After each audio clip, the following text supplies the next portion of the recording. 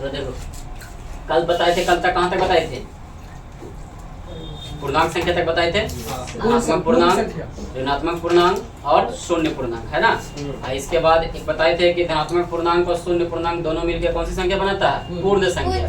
पूर्ण संख्या कितना से स्टार्ट होता है? 0 से, है ना। आज संख्या सीखेंगे एक सम संख्या और एक संख्या सीखेंगे विषम संख्या। सम संख्या को इंग्लिश में बोलते हैं इवन नंबर। सम संख्या को क्या बोलते हैं? Even number. और विषम संख्या को इंग्लिश में क्या बोलते हैं? Odd number. विषम संख्या क्या बोलते हैं? Odd number. तो सम संख्या तो वैसी संख्या जो 2 से विभाजित हो जाए। सम संख्या किसे कहते हैं? वैसी संख्या जो 2 से विभाजित हो जाए उसे सम संख्या कहते हैं। जैसे में 0 प्लस माइनस 2। कहिएगा सर प्लस माइनस क्यों लिखे? तो प्लस भी 2 से विभाजित हो जाएगा और माइनस भी 2 से विभाजित हो जाएगा। Plus minus 4, plus minus 6, plus minus 8, plus minus 10 इत्यादि। उसे कौन संख्या बोलेंगे? सम संख्या। विषम संख्या किसे कहेंगे? तो वैसी संख्या जो 2 से विभाजित नहीं हो उसे विषम संख्या कहते हैं। जैसे plus minus 1, plus minus 3, plus minus 5, plus minus 7, विषम संख्या उसे कहते हैं। प्लस में भी और माइनस में भी, प्लस में भी और माइनस में भी। इनसे क्वेश्चन ये सम संख्या किसे कहते हैं? तो वैसी संख्या जो 2 से क्या हो जाए? विभाजित हो जाए। और विषम संख्या किसे कहते हैं? वैसी संख्या जो 2 से विभाजित नहीं हो उसे कौन संख्या कहते हैं? विषम संख्या। अब 2 संख्या और सीखेंगे। संख्या होगा एक भाज्य संख्या और एक संख्या होगा अभाज्य संख्या। अभाज्य संख्या, असहभाज्य संख्या, समझना। भाज्य संख्या को बोलते हैं यौगिक संख्या। भाज्य संख्या कौन संख्या बोलते हैं? यौगिक संख्या। इसी को इंग्लिश में बोलते हैं कंपोजिट नंबर। इंग्लिश में क्या बोलते हैं? Composite number. भाज्य संख्या कहते किसको है? तो वैसी संख्या जो 1 से कटे। कितना से कटे? 1 से कटे, अपने आप से कटे, अपने आप से कटे, या किसी और संख्या से भी कटे, या किसी और संख्या से भी कटे, तो उसे भाज्य संख्या कहते हैं। देखो स्टार्टिंग होता है 4 से। कहाँ स्टार्ट होता है? 4 से। अब कहेंगे सर 1 2 3 क्यों नहीं हुआ? तो देखिए 1 जो होता है खुद 1 से कट रहा है, अपने आप से कट रहा है, लेकिन किसी और दूसरी संख्या से कटता है। 2 देखिए 2 खुद से कट रहा है, 1 से कट रहा है, क्या किसी और संख्या से कटता है? नहीं। 3 देखिए 3 खुद से कट रहा है, अपने आप से कट रहा है, लेकिन और कोई संख्या से कटता है? नहीं। तो 4 देखिए 4 जो है खुद से कट रहा है, 2 से भी कट रहा है और खुद अपने आप से भी कट रहा है और 1 से भी कट रहा है, तो वह संख्या कौन संख्या कहलाएगा? भाज्य संख्या। इसलिए होता है 4 6 8 9 10 12। देखिए 12 2 से भी कट रहा है, 6 से भी कट रहा है, खुद से भी कट रहा है, 1 से भी कट रहा है, कट रहा है कि नहीं? यानी कि कहा गया इसको परिभाषा के वैसी संख्या जो 1 से कटे, अपने आप से कटे, या किसी और संख्या से कटे, तभी उसको हम कौन संख्या कहेंगे? भाज्य संख्या। भाज्य संख्या। तो इसी को बोलते हैं यौगिक संख्या। अब देखिए एक है अभाज्य संख्या। कौन संख्या?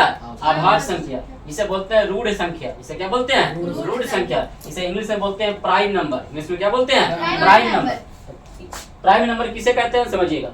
वैसी संख्या जो खुद से कटे और अपने और 1 से कटे और अपने खुद से कटे, स्वयं कटे, और किससे कटे? 1 से कटे, तब वो ऐसी संख्या को कौन संख्या बोलेंगे? अभाज्य संख्या या रूढ़ संख्या। माने दूसरे संख्या से नहीं कटना चाहिए। दूसरे संख्या से कट जाएगा तो भाज्य संख्या में चलेगा।